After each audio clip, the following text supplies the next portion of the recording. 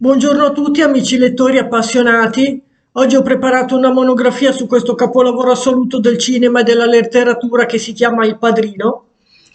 Verrà un video un po' lungo, spero che mi seguirete fino alla fine, ci saranno tante curiosità sul film, sui protagonisti, sugli attori, sul libro, su tutto, insomma. E più anche la biografia di Mario Puzo che è l'autore. Allora, Mario Francis Puzo è il suo nome completo, nasce a New York nel 1920, è stato uno scrittore e sceneggiatore statunitense di origini italiane ma non siciliane. La prima curiosità è che la sua famiglia era originaria della zona di Avellino, non era siculo. Puzo ottenne un grande successo con questo romanzo, la storia di una famiglia italo-americana e della sua ascesa nel mondo della mafia newyorkese. Questo libro. Dal libro sono stati tratti i primi due dei tre film di Coppola, diventati un cult della cinematografia, un capolavoro assoluto del cinema. Naturalmente ha scritto anche altri libri di cui magari vi parlerò in un altro video, ma il successo è arrivato per la prima volta con questo romanzo, che già dalla sua uscita ha venduto decine di milioni di copie in tutto il mondo. È stato trasposto al cinema da Coppola, come abbiamo detto. Puzo è nato e cresciuto a East Kitchen, un degradato quartiere di Manhattan, Little Italy, a New York il 15 ottobre 1920 e è morto a Long Island nel 1999 per un arresto cardiaco. Fin da giovanissimo fu attratto dal mondo della cultura e infatti a 16 anni aveva già deciso di intraprendere l'attività di scrittore. Pubblicò il suo primo romanzo nel 1950, Ultimo Natale, inserendosi così nell'avanguardia americana, al quale fece seguito nel 1955 Arena Oscura. Dal 1963 Puzo lavorò come giornalista freelance, scrivendo numerosi articoli e recensioni. Nel 1965 pubblicò Mamma Lucia, un romanzo che narra le vicende di una famiglia di immigrati italiani a New York negli anni 30, che ebbe un buon successo di critica e di pubblico, ma nessuno di questi libri ebbe il riscontro ottenuto nel 1969 con Il Padrino, che divenne un vero e proprio bestseller.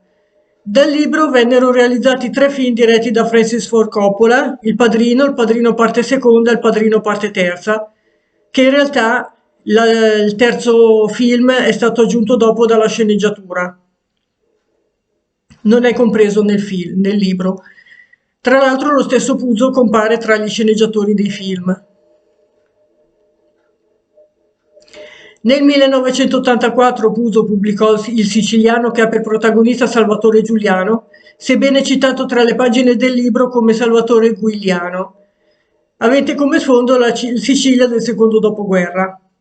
Tra le sue ultime opere sono da ricordare Il Quarto Key del 1991, L'Ultimo Padrino del 1996, Omertà del 2000. Di questi tre libri vi parlerò poi in un prossimo libro.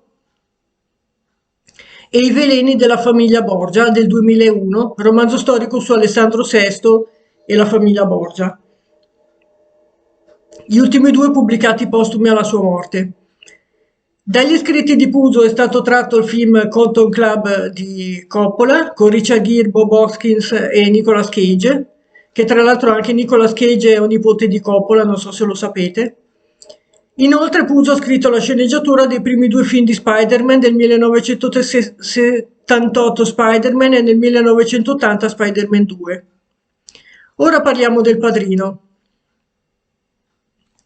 Nel libro alcuni personaggi sono maggiormente sviluppati, se avete visto solo il film ve lo raccomando perché merita veramente un 4 stelle questo libro, direi. Non riassumo la trama qui perché sarebbe troppo lungo, ho riportato solo i punti essenziali perché sono un libro e tre film, se no verrebbe un video lunghissimo. Preferisco concentrarmi su curiosità, su cose che magari si conoscono poco. Tra l'altro, se ancora non l'avete fatto, vi invito a iscrivervi al canale e cliccare sulla campanella per le notifiche. Il Padrino è un film del 1972, la prima pellicola della trilogia omonima, firmata dal regista Francis Ford Coppola, interpretato da Marlon Brando con Al Pacino, James Caan, Robert Duvall, John Casale, Richard Castellano, Gianni Russo, Talia Shire, Diane Keaton. La sceneggiatura, scritta da Coppola e dallo stesso Mario Puzo, è liberamente ispirata al romanzo omonimo scritto dallo stesso autore.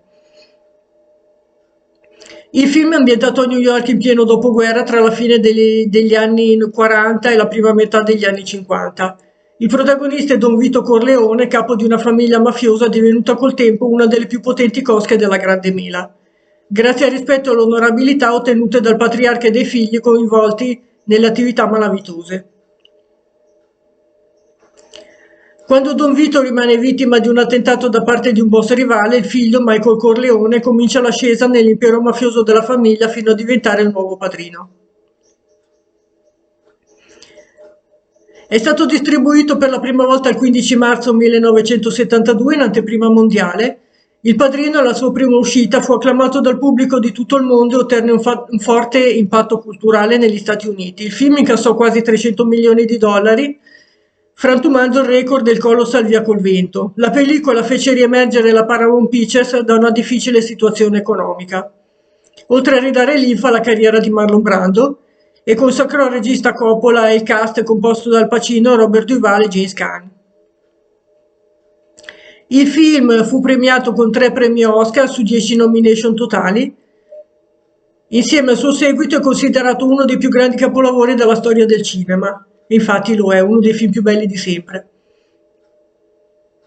Nel 1998 l'American Film Institute l'ha inserito al terzo posto nella classifica dei migliori 100 film statunitensi di tutti i tempi, mentre 10 anni dopo nella lista aggiornata è salita al secondo posto. Lo stesso istituto lo ha inserito al primo posto nella categoria Gangster e al secondo posto anche nella classifica dell'Internet Movie Database, mentre la rivista Empire lo considera come il film più bello di tutti i tempi, al primo posto di un elenco di 500 film.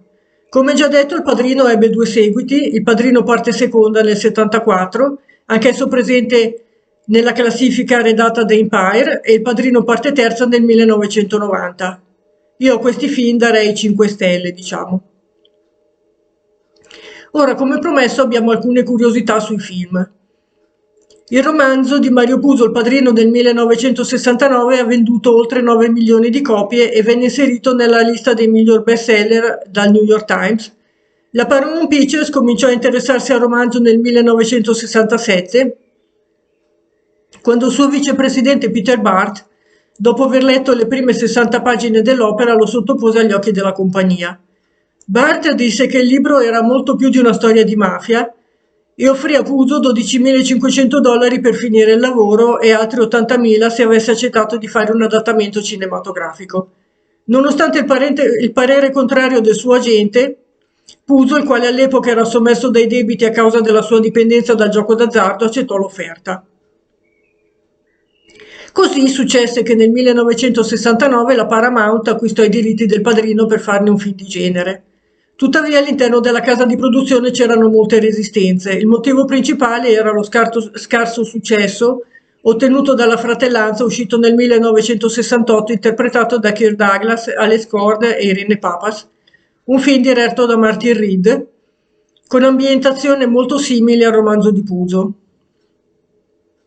La pellicola venne criticata principalmente per il fatto di avere in qualche modo simpatizzato per i mafiosi, dato che il protagonista è un boss italo-americano. E alcuni critici sostennero che lo scarso successo del film fosse da imputare alla trama, ritenuta troppo inverosimile. Fu l'ultimo film prodotto dalla Paramount che, in seguito al flop commerciale della Fratellanza, entrò in una profonda crisi finanziaria, causata anche dai numerosi sforamenti di budget di alcune pellicole precedenti, per cui ci vollero ben 2 anni prima che tutto lo staff della Paramount approvasse all'unanimità il progetto. Nel 1970 Albert Ruddy venne scelto come produttore esecutivo principalmente per la sua grande esperienza in film rivelatisi molto fortunati al botteghino, come la saga di James Bond. Nelle intenzioni di Ruddy, il film al botteghino avrebbe dovuto rappresentare un risultato analogo a quello ottenuto da Gangster Story nel 1967, che fece tintinare le casse della Warner Bros. Frank Sinatra fece pressioni sulla produzione e cercò di fare in modo che il personaggio di Johnny Fontaine del romanzo di Puzo, ispirato alla sua figura per via dei suoi presunti legami con la Cosa Nostra statunitense, non venisse a lui ricondotto. Infatti nel film questa parte è stata notevolmente tagliata. Nel libro è molto più estesa la parte. Prima dell'inizio delle riprese, Joseph Colombo, boss della famiglia Colombo, iniziò una campagna per boicottare la realizzazione della pellicola, accusata di denigrare gli italo-americani ritraendoli tutti come mafiosi. Infine il produttore Albert Ruddy si incontrò con Colombo e i due giunsero a un accordo: la parola mafia non sarebbe mai comparsa nel copione e nemmeno pronunciata nel film. Ora parliamo un po' del regista. Il produttore Robert Evans, presidente della Paramount, era convinto che ci volesse un regista italo-statunitense. Sergio Leone venne contattato per primo, ma rifiutò di dedicarsi a tempo pieno al suo ambizioso C'era una volta in America. Peter Bogdanovich fu la seconda scelta del produttore, ma non si mostrò interessato. Successivamente furono contattati Elia Kazan, Arthur Penn e Costa Gravas, ma rifiutarono. L'unico regista che si dimostrò disponibile fu Sam Peckinpah, il quale però venne allontanato dai produttori in quanto la sua idea era di trasformare la storia in una specie di western con ambientazioni gangster, non certo adatto al libro.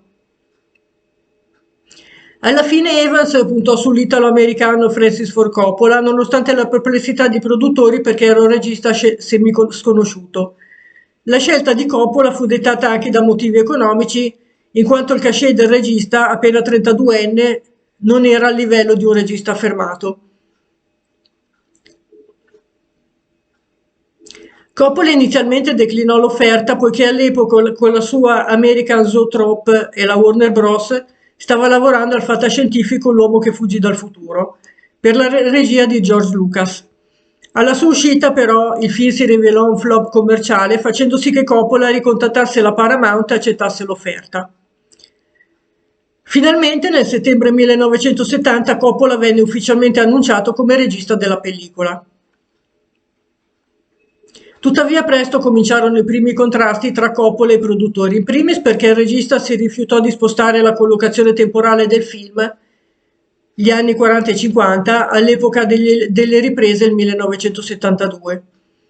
Inoltre Coppola volle trasferire l'ambientazione a New York invece che nella città di St. Louis, molto più economica della Grande Mela. E questo lo fece scontrare col vicepresidente Jack Ballard. Tutto questo portò a uno sforamento del budget. All'inizio la cifra stanziata dalla Paramount per le riprese fu di 2,5 milioni di dollari, che salirono a 4 per le riprese a New York e poi diventarono quasi 7 milioni a causa del prolungamento della fine dei casting, di cui Coppola fu molte volte insoddisfatto.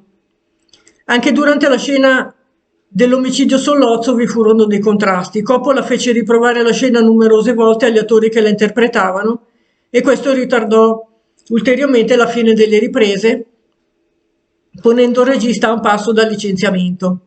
Inoltre fu sempre la Paramount a spingere Coppola a inserire più scene violente, nonostante il parere contrario del regista.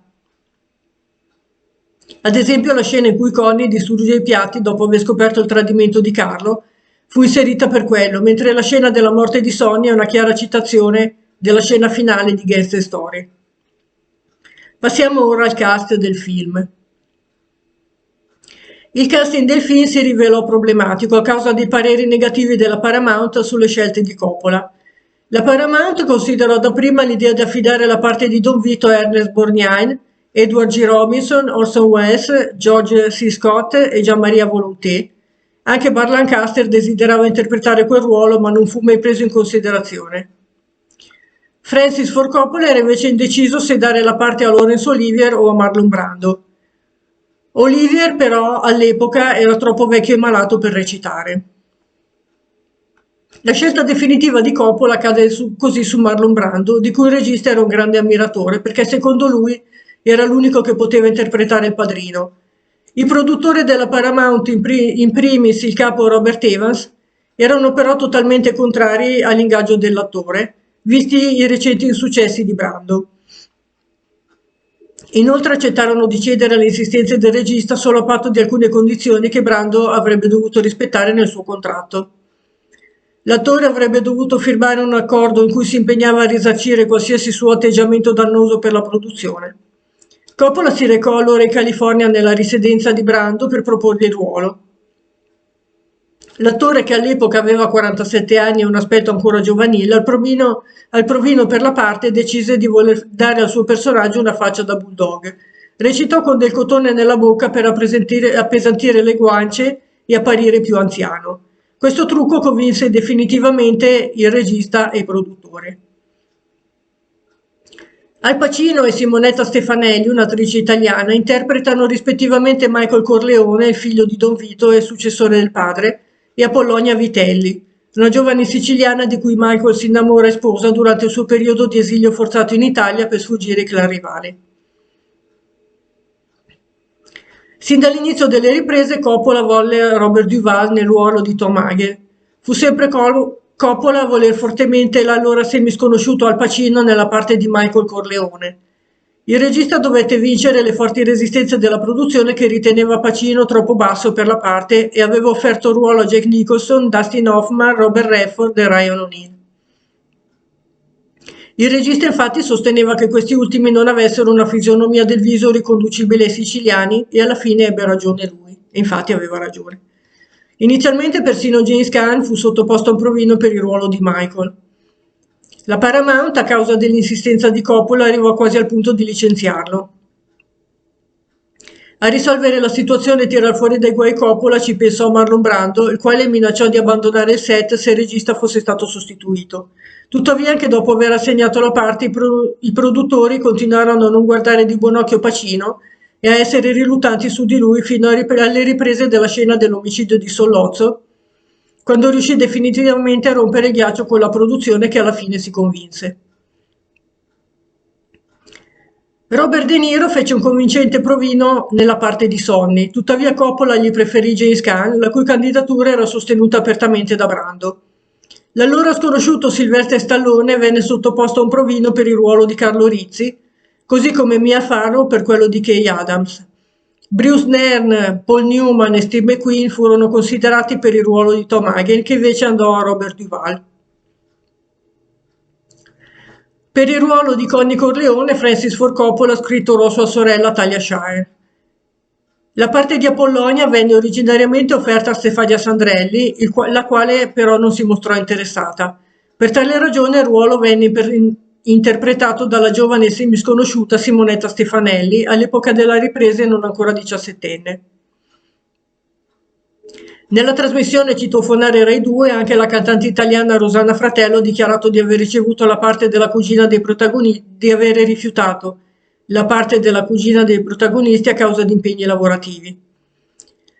Nella pellicola, un'altra curiosità, ci sono 3 personaggi appartenenti alla famiglia di Francis Ford Coppola: Talia Shire, la sorella del regista, nella parte di Connie, Carmine Coppola, suo padre, al pianoforte nella scena di intermezzo della pellicola, infine una neonata Sofia Coppola nella parte di Michael Francis Rizzi, il bambino battezzato durante lo sterminio dei capi delle 5 famiglie.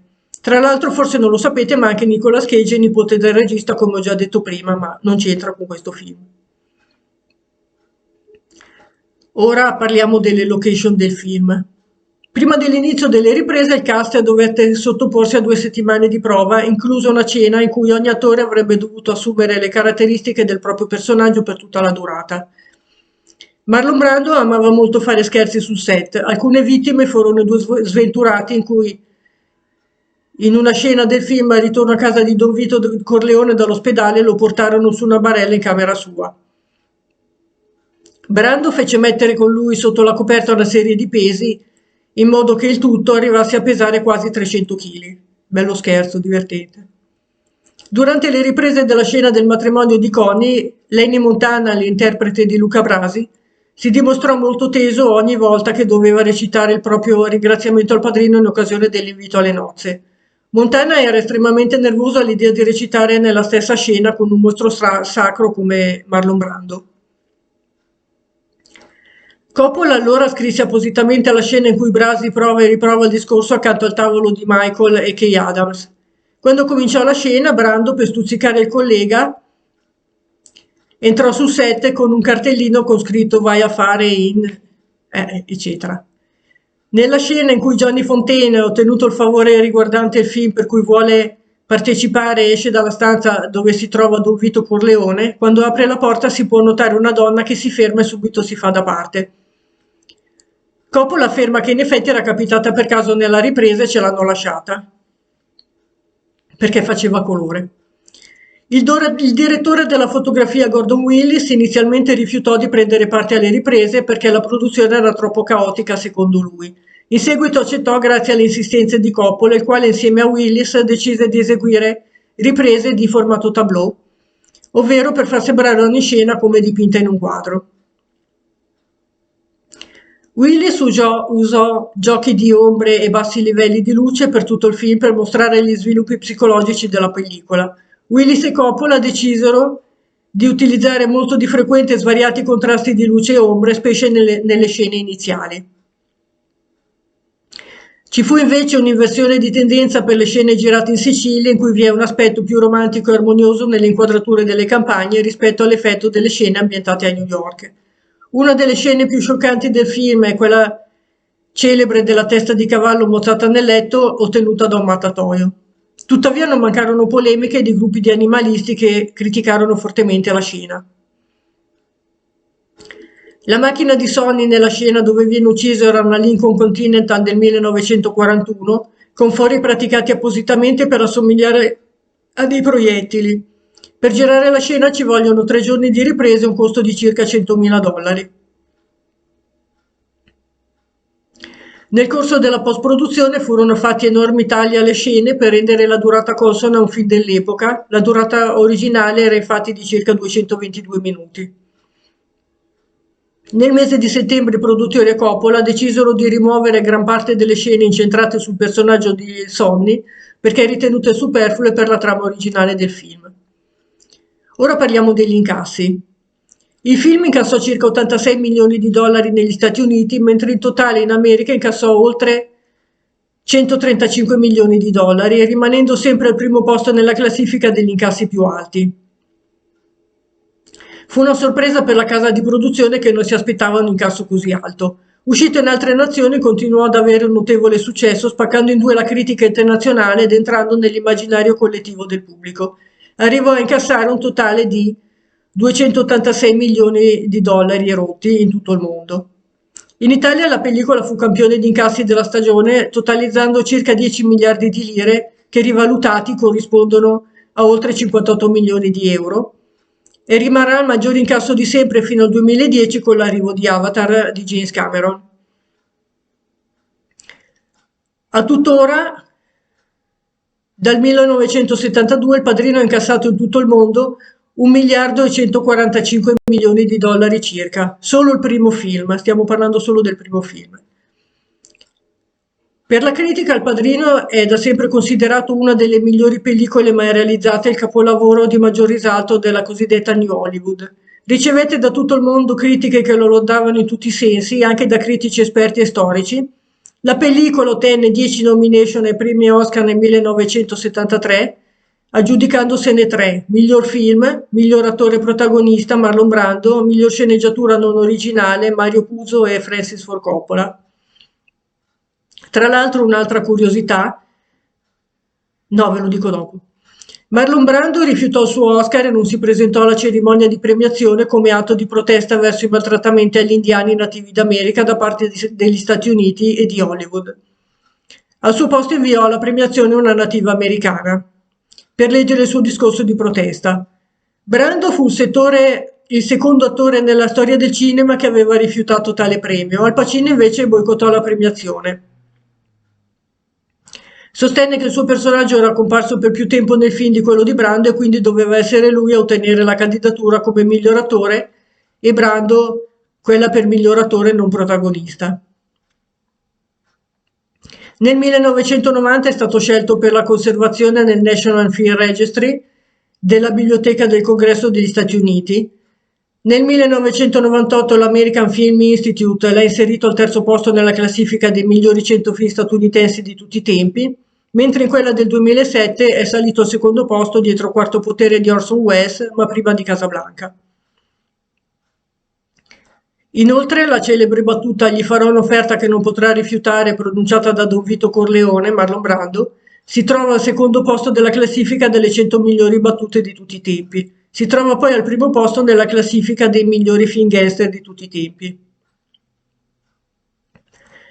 Parliamo dei sequel adesso. Il regista Francis Ford Coppola diresse 2 seguiti per la prima pellicola, ma solo il film fu ancora tratto dal romanzo.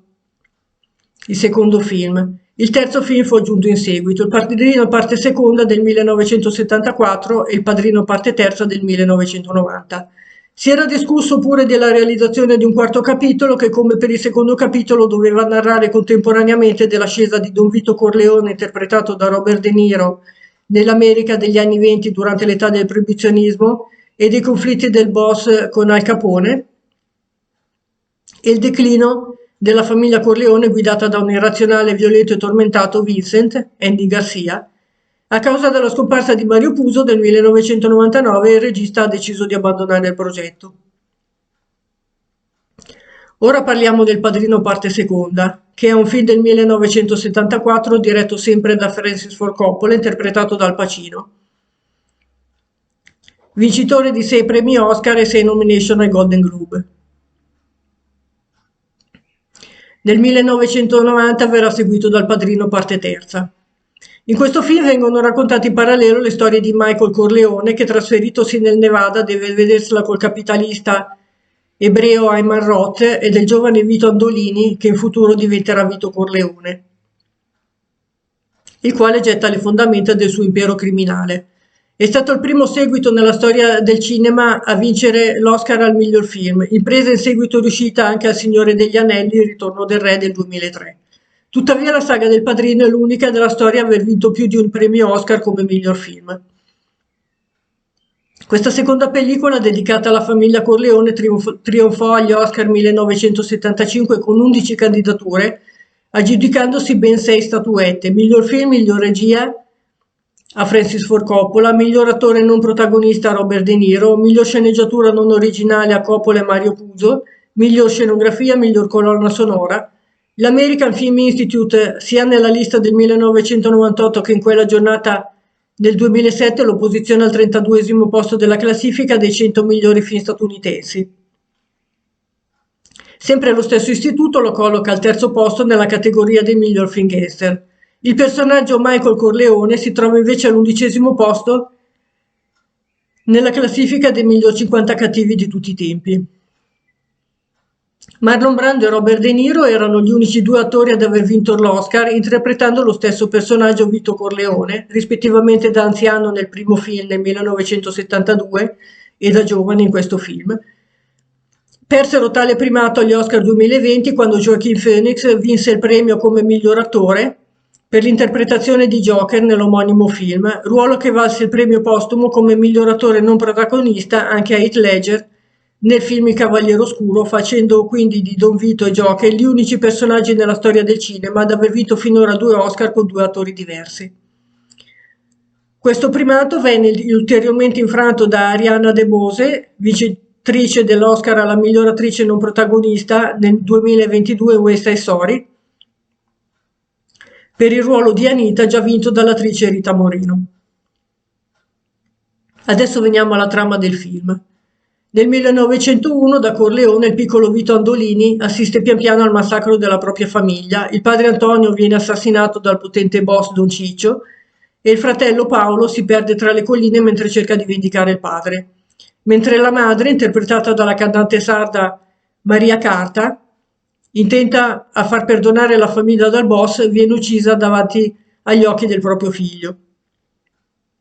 Per essere salvato, Vito viene fatto emigrare in America, in cui per una svista anagrafica il suo cognome diventa Corleone. A seguito del vaiolo, però, viene mandato in quarantena a Ellis Island, e per questo era senza voce Don Vito, perché aveva avuto il vaiolo. Poco dopo inizia a lavorare onestamente al negozio di alimentari del signor Abandando.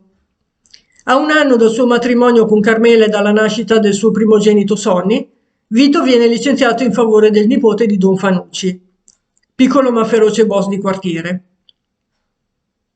Successivamente si imbatte in Peter Clemenza e Salvatore Tessio, che divengono suoi amici e con cui inizia alcune attività malavitose. Fanucci li ricalta a fine di estorsione imponendo un alto tributo finanziario,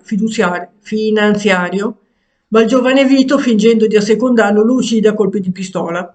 Inizia così la sua ascesa nella criminalità e in pochi anni diviene uno dei più importanti boss mafiosi di New York.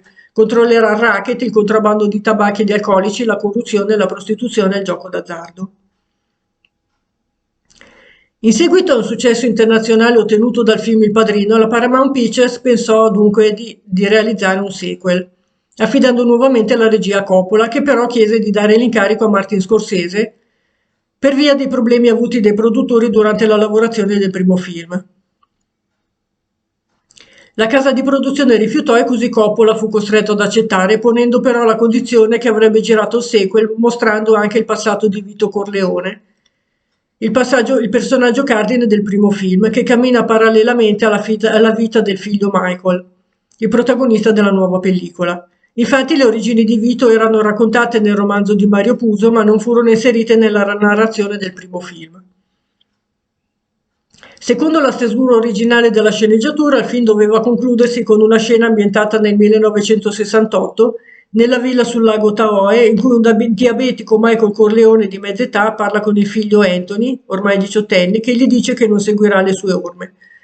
Però Francis Ford Coppola non riuscì a terminare le riprese di questa scena e decise di eliminarla dalla sceneggiatura, usandola poi anni dopo come base per scrivere la storia del Padrino parte terza. A differenza del Padrino e Il Padrino parte terza, il film fu vietato ai minori di 14 anni. Inoltre è il film più lungo della saga, di 200 minuti circa, ed è anche il più premiato dei tre. Ora veniamo al cast. Al Pacino venne riconfermato nel ruolo di Michael Corleone, che stavolta sarebbe stato il protagonista della pellicola. Insieme a lui vennero riconfermati anche gli altri personaggi principali della storia, Robert Duvall, Diane Keaton, Talia Shire e John Casale, il quale ebbe un ruolo molto più consistente di quello del primo film. Per la parte del giovane Vito Corleone, il regista scelse Robert De Niro perché gli era piaciuto il suo provino nella parte di Santino Corleone durante la scelta del cast per il primo film. Per prepararsi al ruolo prima dell'inizio delle riprese, De Niro passò 6 mesi nella zona di Corleone in Sicilia per imparare il siciliano. Nella versione originale del film, De Niro recita in italiano con spiccato accento siculo. Il regista desiderava ardentemente riproporre Richard Castellano per la parte di Peter Clemenza da anziano, vista l'importanza del personaggio. La prima stesura della sceneggiatura prevedeva infatti che fosse proprio Clemenza a testimoniare contro Michael Corleone dinanzi alla commissione d'inchiesta senatoriale. Tuttavia, vi sono due versioni dell'accaduto. Secondo le fonti più accreditate, Castellano pose una clausola fondamentale, cioè che i dialoghi di Clemenza sarebbero stati scritti da un suo amico. Coppola rifiutò immediatamente e Castellano, noto per la sua testardaggine, declinò l'offerta di riprendere il suo ruolo nella serie cinematografica. Secondo un'altra versione, Castellano non fu in grado di riprendere i ruoli perché ciò gli avrebbe richiesto di riprendere oltre 20 kg di peso che nel frattempo aveva perso per ragioni di salute. Per sostituirlo, Coppola e Puzo inventarono il personaggio di Frankie Pentangeli, non Petrangeli, scusate. Clemenza appare comunque da giovane nelle vicende relative all'ascesa di Vito Corleone, interpretato da un giovane Bruno Kirby. Inoltre Coppola intendeva pure reintrodurre Marlon Brando nel ruolo di Vito Corleone e James Caan nel ruolo di Santino Corleone, nella scena in cui Michael ricorda il compleanno del padre in cui annuncia la sua prossima partenza per la guerra. Brando inizialmente accettò, ma alla fine diede forfait a causa di vecchi rancori con la Paramount relativi al compenso per il primo film, che probabilmente non avrebbe aumentato di molto per questo secondo cameo. Caan invece accettò, però pretese di essere pagato per questo piccolo cameo con la stessa somma ricevuta per il primo film. Pacino consigliò inoltre a Coppola di affidare la parte di Ayman Roth a Lee Strasberg, il suo maestro di recitazione all'Arto Studio, considerandolo particolarmente adatto al ruolo. Siccome il personaggio di Roth era vagamente ispirato al mafioso Meyer Lansky, quest'ultimo telefonò a Strasberg dopo l'uscita del film per congratularsi per la sua interpretazione. Sofia Coppola, inoltre, la figlia del regista, interpretò una giovane immigrata clandestina nella stessa nave che porta Vito Corleone a New York. Come ho già detto, Sofia era già apparsa nella scena finale del primo film come Michael Francis Rizzi, il figlio di Connie al suo battesimo. Ora veniamo agli incassi del secondo film. Con un budget stimato di circa 13 milioni di dollari, alla sua uscita il film incassò negli Stati Uniti circa 35 milioni di dollari nelle prime 3 settimane di apertura, mentre in totale incassò oltre 57 milioni di dollari, non superando gli incassi del primo capitolo che invece arrivò a quota 250 milioni di dollari. Fu il principale successo commerciale della Paramount nel 1974 e divenne il quinto film di maggior incasso dell'anno, venendo superato da film come L'Inferno di Cristallo e Frankenstein Jr. Nel resto del mondo il film fu comunque campione di incassi, ma che non raggiunsero i risultati del primo film. In Italia la pellicola incassò circa 6 miliardi di lire, venendo superato dal fenomeno dell'anno Fantozzi. Ora la critica, come per il primo capitolo, alla sua uscita il film venne molto acclamato. Alcuni recensori lo definirono non solo al pari del primo film, ma lo ritennero persino superiore al predecessore. L'Entertainment Weekly lo posiziona al 7° posto nella classifica dei migliori 100 film di tutti i tempi. Nel 1998 l'American Film Institute l'ha inserito al 32° posto della classifica dei migliori 100 film statunitensi di tutti i tempi, posizione riconfermata 10 anni dopo nella lista aggiornata. Sempre lo stesso istituto lo colloca al 3° posto nella lista dei migliori film di gangster di tutti i tempi.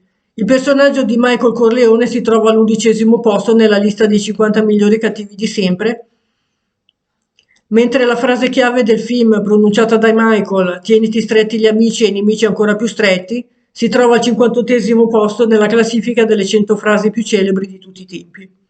Nel 1993 è stato scelto per la conservazione al National Film Registry della Biblioteca del Congresso degli Stati Uniti.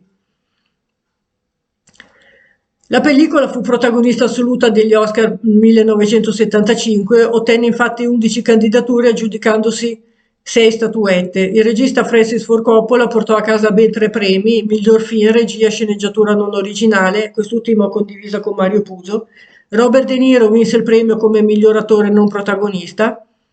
Sul palco Coppola ritirò il premio per lui, siccome l'attore si trovava all'epoca in Italia sul set di Novecento di Bernardo Bertolucci. Nino Rota divise con Carmine Coppola il premio per la miglior colonna sonora e in seguito si aggiunse anche quello per la miglior scenografia. Col passare degli anni molti fan hanno contestato il fatto che la lodatissima interpretazione di Al Pacino non fosse stata premiata con l'Oscar anch'essa. Nonostante ciò, l'attore si aggiudicò il BAFTA al miglior attore protagonista. Ora un po' di curiosità sul film. In una scena della pellicola, mentre il personaggio di Don Vito Corleone, interpretato da Robert De Niro, si reca alla bancarella della frutta, nota un poster ritraente il pugile Jake LaMotta, il quale verrà interpretato dallo stesso De Niro 6 anni dopo, nel 1980, in Toro Scatenato, e per il quale vincerà il suo secondo Oscar. Questa scena è nel primo film. Si vede Vito Corleone Marlon Brando dal fruttivendolo poco prima dell'attentato. Ora passiamo al terzo film della saga. Il Padrino parte terza è un film del 1990 diretto sempre dallo stesso Coppola e interpretato da Al Pacino, terza e ultima parte della trilogia sulla famiglia Corleone iniziata nel 1972. Michael Corleone, ormai anziano e indebolito dal diabete, inizia un'opera di estromissione dalla famiglia del mondo della malavita, gestandosi in affari legali con la Banca Vaticana, e trova in Vincent Mancini, il figlio illegittimo di suo fratello Sonny, un degno erede alla guida del suo impero criminale. La pellicola, candidata a 7 premi Oscar, è l'ultima della narrazione sulla famiglia Corleone, che vede il suo definitivo tramonto nei primi anni 90. In quest'ultimo capitolo ritroviamo tutti gli attori dei primi 2 film, oltre a nuovi entrati Andy Garcia che interpreta Vincent Mancini, Sofia Coppola che interpreta Mary Corleone, a eccezione di Robert Duvall, Tom Hagen, che in questo film non c'è. In sostituzione il regista inventò apposta il personaggio di B.J. Harrison, interpretato da George Hamilton. Ora veniamo alla trama. A New York nel 1979 Michael Corleone da anni è tornato è ormai miliardario e gode della fama di persona rispettabile. Indebolito dal diabete, la sua attenzione è rimasta a una sincera attività volta a guadagnarsi onorabilità sociale e estraniare definitivamente la propria famiglia dal mondo della mafia, mentre nel frattempo cerca di garantire la sicurezza di sua figlia Mary, presidente onorario della Fondazione Andolini Corleone, impegnata all'opera di rinascita culturale e sociale della Sicilia. Cerca invano di convincere il figlio Anthony a lavorare con lui, ma il figlio, con l'appoggio della madre, sceglie di intraprendere la carriera di cantante lirico, appoggiato dalla zia Connie, sorella di Michael. Il bel Vincent Mancini, figlio illegittimo di Sonny, irascibile e violento come il padre, entra al servizio dello zio Michael. Il suo carattere poco riflessivo procurerà non pochi problemi alla famiglia, tra cui la morte della sua amata Mary, la figlia di Michael, uccisa per sbaglio al posto del padre. Ora passiamo a Bagheria nel 1997. Alla fine di tutta la saga, Michael, ormai solo e abbandonato da tutti, è tornato a vivere in Sicilia, nella quiete della stessa villa dove 50 anni prima era morta Apollonia Vitelli. Il boss spira, roso da rimorso di una vita sbagliata. Ora parliamo delle origini del film e del casting. Dopo la realizzazione del Padrino parte seconda del 74, per Francis Ford Coppola la narrazione sulla famiglia Corleone si poteva considerare conclusa, ma ciò non di meno l'idea di un terzo film prese comunque piede già a qualche anno di distanza dalla sua uscita per la volontà esplicita della Paramount di voler sfruttare almeno un'altra volta il fresco successo della saga. Già nel 1978 lo scrittore Mario Puzo si era mostrato disponibile a stenderne almeno un trattamento da cui iniziare i lavori che vedesse Anthony Corleone, il figlio di Michael, come protagonista. Tuttavia nel 1986 Puzo scrisse invece un copione avente per protagonista un personaggio di tutto inedito, Vincent Mancini, figlio illegittimo di Sonny Corleone, per il quale si pronosticava la scrittura di Nicolas Cage, nipote dello stesso Coppola, come ho già detto. Data la mancanza di interesse dimostrata dal regista italo-americano per il terzo capitolo, la Paramount si mosse alla ricerca di un suo rimpiazzo, vagliando una vasta rosa di nomi, come Martin Scorsese, Michael Cimino, Michael Mann, Richard Brooks, Dan Curtis e persino Sylvester Stallone, il quale arrivò a redigere una propria versione della storia da presentare ai produttori, ambientata 20 anni dopo primo capitolo e vertente sulla guerra fredda e sulla vicenda politica dei Kennedy, che avrebbe inoltre visto tra gli interpreti principali, oltre che naturalmente lo stesso Stallone, John Travolta e Eddie Murphy. Alla fine qualunque trattativa imbastita saltò quando Coppola cambiò idea e decise di riprendere in mano il progetto. Il motivo principale del suo repentino ripensamento è da attribuire al suo volersi rimettere in pari dopo lo scarsissimo successo riscosso dall'ambizioso Un sogno lungo un giorno, per il cui gravoso insuccesso si era ritrovato talmente sommerso dai debiti da dover vendere i suoi stessi studi di produzione e al fatto che le pellicole che da lì in poi aveva realizzato non erano state in grado di risollevargli le finanze. Al Pacino venne nuovamente ingaggiato per il ruolo di Michael, tuttavia l'attore chiese 7 milioni di dollari come compenso, mentre Coppola e la produzione non intendevano aumentare la loro offerta di 5 milioni. Solamente quando Coppola minacciò di rimuovere totalmente il personaggio di Michael, Pacino accettò i 5 milioni della Paramount. Oltre a Pacino, Diane Keaton, Talia Shire e Richard Bright sono gli unici personaggi della saga a tornare per il terzo capitolo. La sceneggiatura originale prevedeva pure la presenza del personaggio Tom Hagen, che doveva essere di nuovo interpretato da Robert Duvall, però l'attore chiese un compenso di 5 milioni di dollari e dopo il rifiuto postogli dalla Paramount Pictures per colmare il vuoto lasciato da Duvall, venne creato appositamente il personaggio di B.J. Harrison, il nuovo avvocato della famiglia Corleone. Tuttavia, secondo Coppola, l'assenza di Hagen avrebbe pesato parecchio sulla trama del film. Il nuovo ingresso nel cast è Andy Garcia nel ruolo di Vincent Mancini, figlio illegittimo di Sonny Corleone. Sofia Coppola ottiene la parte di Mary Corleone all'ultimo istante quando l'attrice designata Winona Ryder se ne tirò fuori. La Ryder, infatti, proprio un giorno dopo l'inizio delle riprese si ritirò asserendo di essere fin troppo stanca per sostenere il lavoro di una produzione del genere dopo aver recitato da protagonista nel corso di quell'anno in altri 3 film. Sofia aveva già preso parte, come abbiamo detto, in ruoli molto marginali ad alcune pellicole del padre, e tra queste era stata da neonata Michael Francis Rizzi, il figlio di Connie e Carlo Rizzi nel Padrino, e una piccola emigrata sulla nave che conduce il futuro Don Vito Corleone in America, come ho detto prima, nel Padrino parte seconda.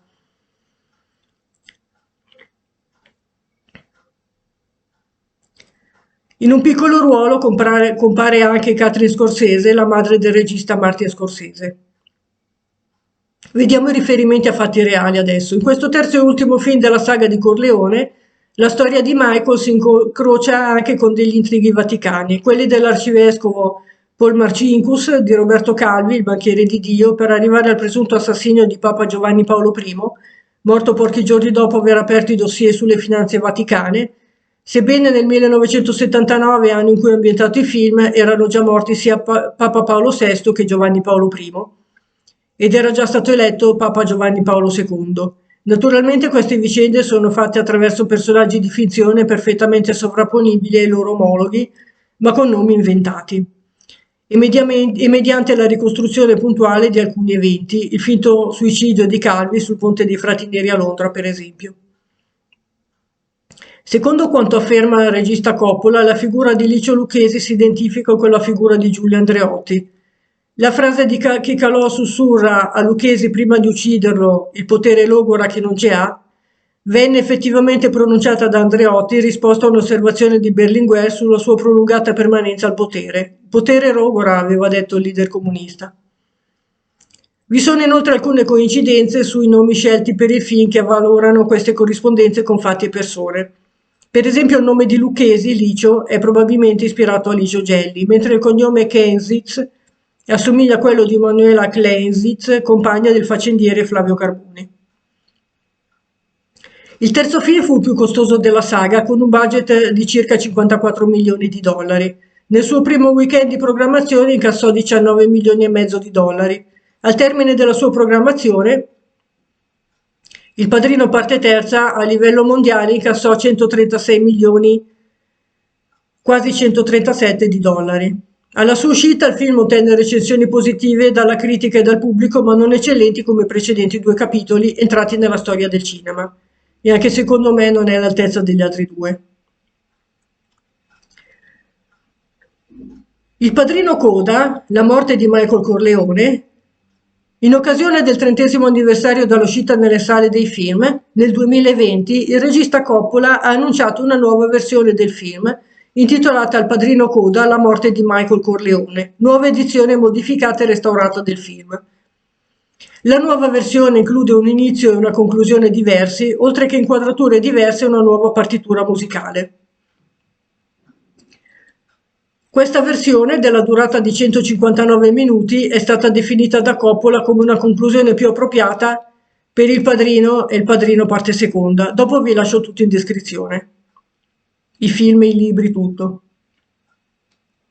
Dopo l'uscita del terzo film, Coppola ha rivelato che un'idea del Padrino parte quarta è stata discussa a lungo, ma alla fine non è andata in porto a causa della morte dello scrittore Mario Puzo, prima che si avesse la possibilità di stendere una sceneggiatura definitiva. La quarta parte avrebbe dovuto seguire lo schema del Padrino parte seconda, con di nuovo Robert De Niro nel ruolo di Don Corleone, negli anni 30 alla fine del proibizionismo, che avrebbe narrato la sua faida con il boss Al Capone Salvatore Maranzano e anche con la mafia irlandese. Avrebbe inoltre introdotto la storia di un giovane Santino Corleone pronto ad entrare nei ranghi della famiglia, mentre la storia parallela sarebbe stata ambientata negli anni 80-90 con Vincent Mancini devastato per la morte della cugina Mary e sua amata, tanto da intraprendere una furiosa guerra lunga 10 anni fino a perdere l'onorabilità e il rispetto della famiglia. Ma la morte di Puzo, avvenuta nel 1999, ha bloccato definitivamente il progetto e il materiale dello scritto Il Padrino parte quarta è stato poi inglobato e ampliato dallo scrittore Ed Falco nel romanzo del 2012 La famiglia Corleone.